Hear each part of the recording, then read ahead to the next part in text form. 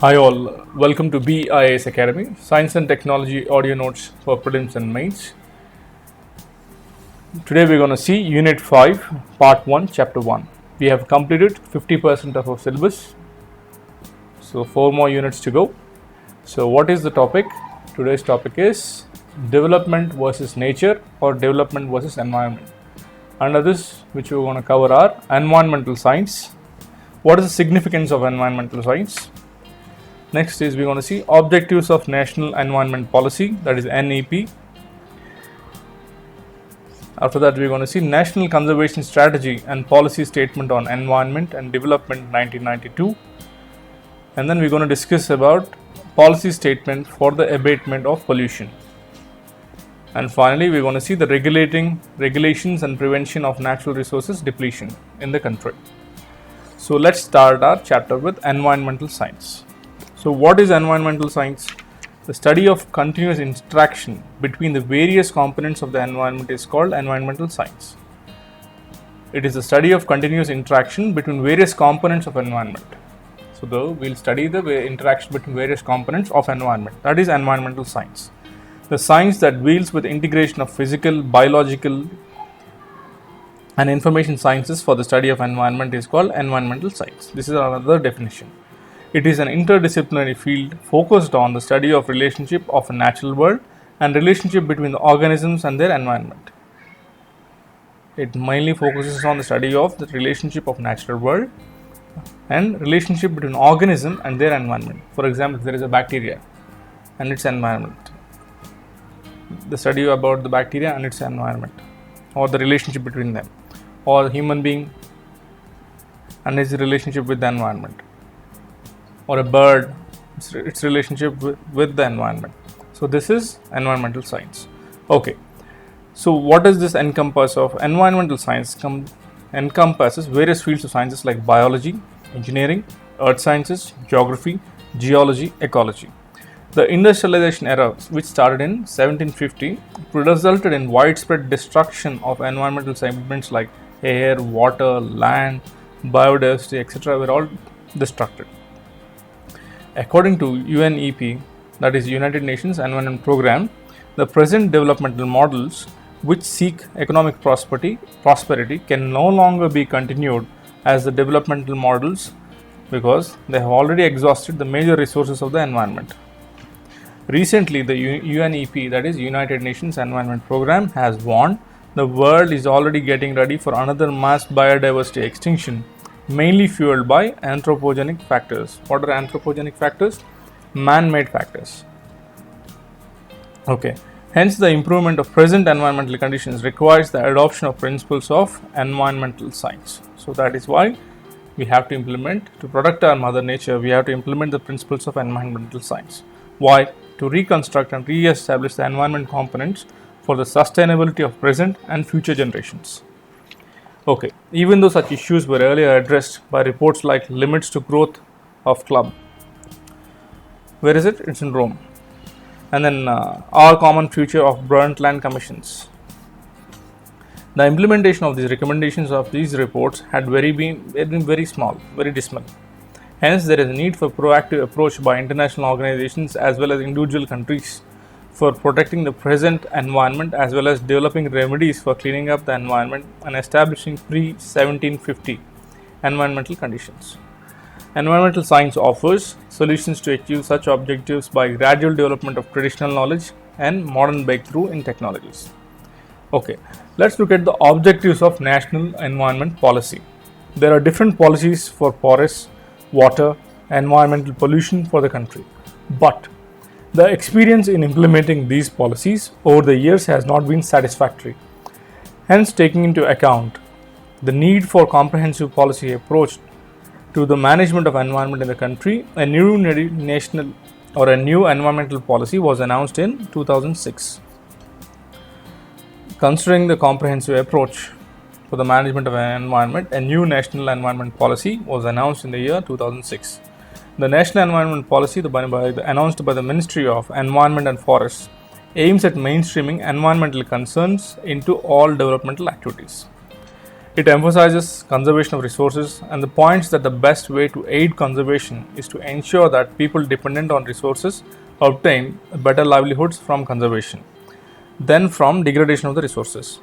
It argues that environmental degradation often leads to poverty and poor health outcomes among populations. Okay, now let's look at the objectives of the National Environment Policy 2006. We're going to see 7 objectives. Let's start with the first objective: conservation of critical environmental resources. Second is intergenerational equity. Third, efficiency in environmental resources use. 4, environmental governance in the management of resources. 5, enhancement of resources. 6, livelihood security for the poor. 7, integration of environmental concerns for socio-economic development. So let's look in detail. Let's come back to the first objective of the National Environment Policy, that is conservation of critical environmental resources. It is to protect and conserve critical environmental resources and invaluable natural and man-made heritage which are also essential for life-supporting livelihoods and welfare of the society. Second objective is intergenerational equity. It is to ensure judicious use of environmental resources to meet the needs of the present and the aspirations of the present and future generations. In short, it focuses on sustainability. Third, efficiency in environmental resource use. Okay, to ensure efficient use of environmental resources in the sense of reduction in their use per unit of economic output and to minimize adverse environmental impacts on society. Fourth objective, environmental governance in the management of resources. To apply the principles of resources, the principles of good governance, that is transparency, rationality, accountability, reduction in costs and time, public participation, all these principles to the management of environmental resources. Okay, let's look at the fifth objective: enhancement of resources. Appropriate technology and traditional knowledge, managerial skills, social capital will be used for conservation and enhancement of resources. Sixth objective is livelihood security for the poor, to ensure equitable access to the environmental resources for poor tribal community which are most dependent on environmental resources for their livelihood. Seventh objective, integration of environmental concerns for socio-economic development. What is it? To integrate environmental concerns into policies, plans, programs and projects for socio-economic development. Okay, now let's go to the next topic, that is we'll discuss about National Conservation Strategy and Policy Statement on Environment and Development 1992. This is in response to the need for laying down the guidelines that will help to weave environmental considerations into the fabric of our national life and of our development process.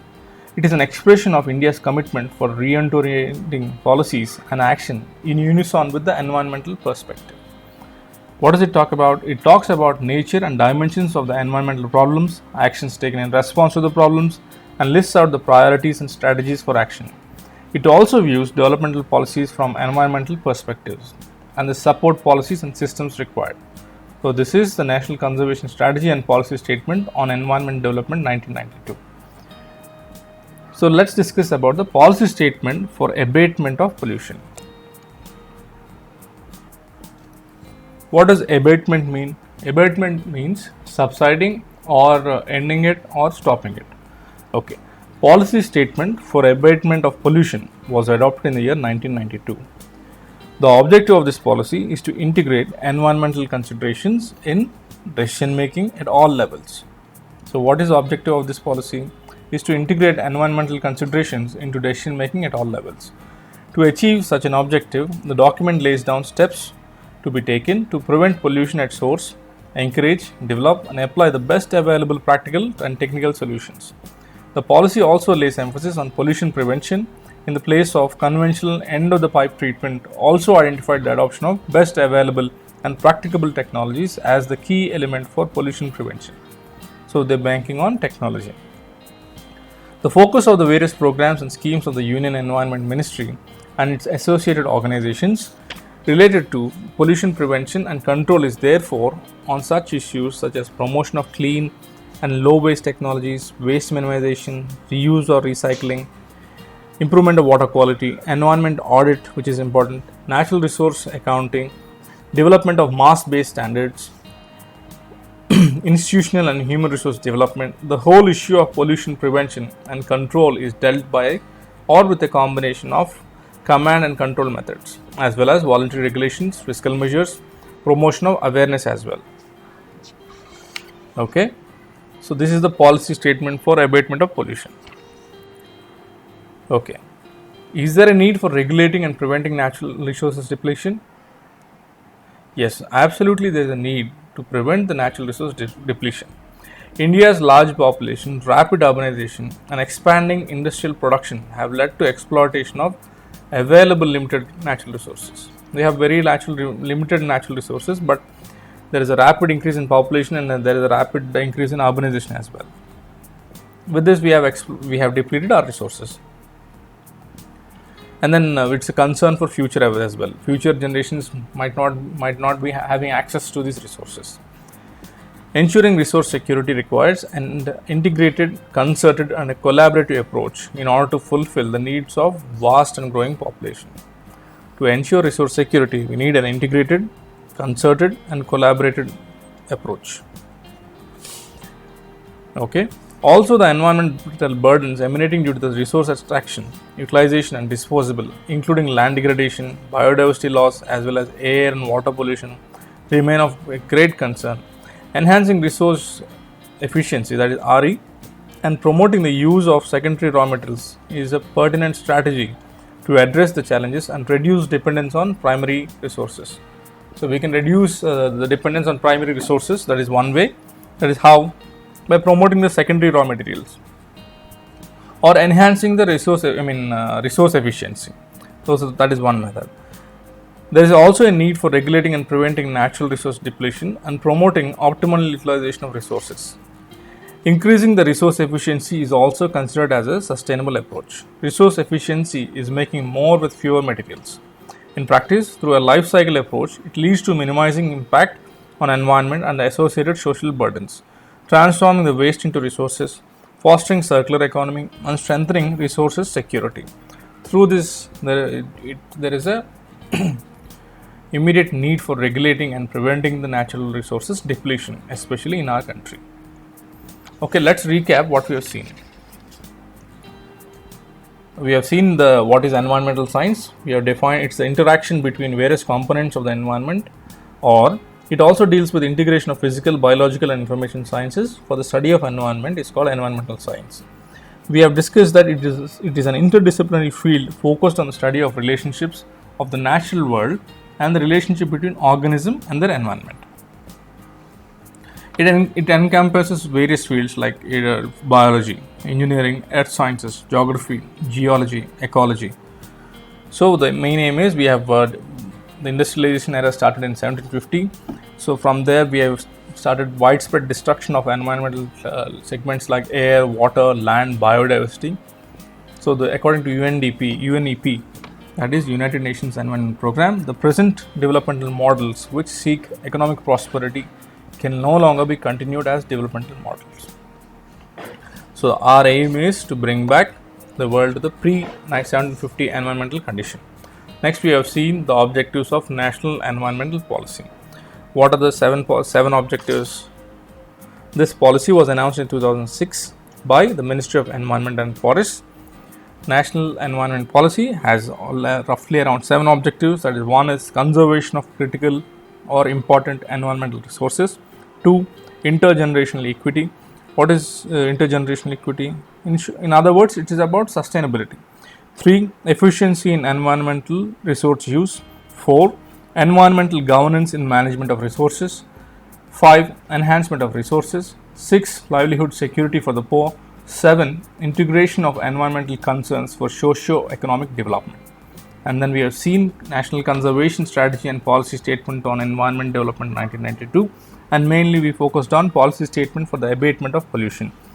This was adopted, which one? Policy statement of abatement or reduction or ending or stopping the pollution was adopted in the year 1992.